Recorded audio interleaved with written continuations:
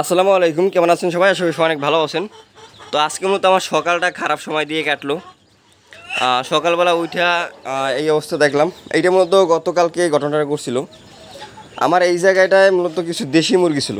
দেশি মুরগির 1 মাস বয়সী কিছু বাচ্চা ছিল, 11টার মতন। ওরা দেশি মুরগি বাচ্চাগুলো এই বোর্ডিংয়ের ভিতরে ঢুইকে 3টা বাচ্চা একেবারে মাইরে ফেলাইছে। আর একটা বাচ্চা দেখতে পারতেছেন একেবারে অর্ধেক মানে খাইয়ে ফেলাইছিল।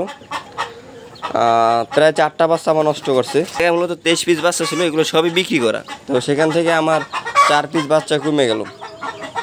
আরও একটা বাচ্চা মারাত্মকভাবে অসুস্থ হয়েছে, সেটা দেখাই দিছি। এই যে ওর পা মানে ঠুকরে খাইয়ে ফেলাইছে অর্ধেক। হয়তো বা ক্যামেরায় স্পষ্ট দেখা যাইতেছে না, মানে ওর পার যে নখগুলো সেগুলো অর্ধেক খাইয়ে ফেলাইছে। ও হাঁটতে পারতেছে না, হয়তো বা বাচ্চাটা টিকবে না। তো অনেকটা ক্ষতি করে ফেলাইছে। ক্ষমতার বড়াই দেখাইছিল। ওদের পার্শ্ববর্তী রাষ্ট্রে পাঠাই দিছি, মানে ওরা বর্তমানে এই জায়গায় নাই, ওদেরকে অন্য একটা সেটে পাঠাই দিছি। ওরা ক্ষমতার বড়াই দিয়েছিল। তো যাই হোক, আমার বাচ্চাগুলোর কিন্তু বয়স আজকে 1 দিন। আমি যে মেডিসিনগুলো দিয়েছি সেটা হচ্ছে লাইসোবিট দিয়েছি প্রথম দিন, তারপরে এখন পর্যন্ত অ্যামোক্সিসিলিন চালাইতেছি। অ্যামোক্সিসিলিন আরও 2 দিন চলবে, তারপরে ঔষধ চেঞ্জ করা হবে। তো ওরা কিন্তু খাবার দাবার মোটামুটি ভালোই খাইতেছে। আর যেহেতু ছোটো বাচ্চা, ওরা খায় আর ঘুমায়, মানে ক্ষুধা লাগলে শুধু খায়, তারপরে আবার ঘুমায়। এই যে এমনি বাচ্চাগুলো জোর জোর আছে। আর এই বাচ্চাগুলাই কিন্তু আমার খামারের প্রথম বাচ্চা। আর এই বাচ্চাগুলো কিন্তু আমার খামারের সর্বপ্রথম বাচ্চা। মানে আমার মুরগিগুলো থেকে যে বাচ্চাগুলো বের হয়েছে সেগুলো সর্বপ্রথম বাচ্চাগুলো হচ্ছে এই বাচ্চাগুলো। এই জায়গায় অল্প কিছু বাচ্চা, প্রথমবার অল্প কিছু ডিম দিয়েছিলাম। আর এগুলো আলহামদুলিল্লাহ আমার আগেই বিক্রি হয়ে গেছে। তো তার কাছে তো বলা হয়েছে যে 23 পিস বাচ্চা, সেখান থেকে 4 পিস বাচ্চাই আসলে নাই। সে টাকাও দিয়ে দিছে অগ্রিম, তো তার টাকাটা আসলে ফেরত দিতে হবে। আর সে মূলত 12 দিন পরে নেবে, মানে 12 দিন পরে 12 দিন বোর্ডিং করে তারপর দিতে হবে 2টা ভ্যাকসিন করে। আর এই সাইডে আমার কিছু দেশি মুরগির বাচ্চা বোর্ডিং করতেছি। এই বাচ্চাগুলোকে আসলে আমি ওইভাবে সময় দিতে পারি না, ভালোভাবে বোর্ডিং করতে পারি না। দেখেন বাচ্চাগুলো পাক ছেড়া দিয়ে গেছে।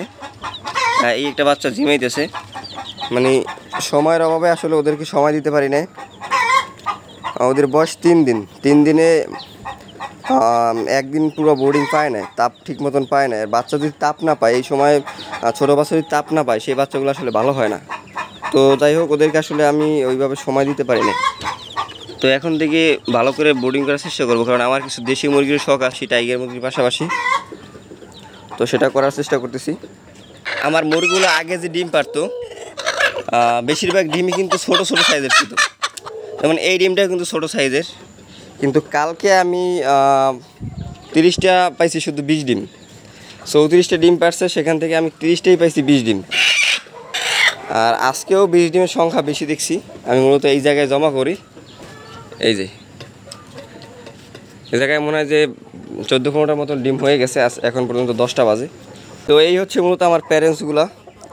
অনেকেই দেখতে চান ভালো করে, আসলে ক্যামেরা ওইভাবে দেখা যায় না, বা আপনি সামনাসামনি যেভাবে দেখে বুঝবেন, ক্যামেরায় ওইটা দেখে বোঝা যাবে না। অবশ্যই দিন রাত পার্থক্য থাকবে।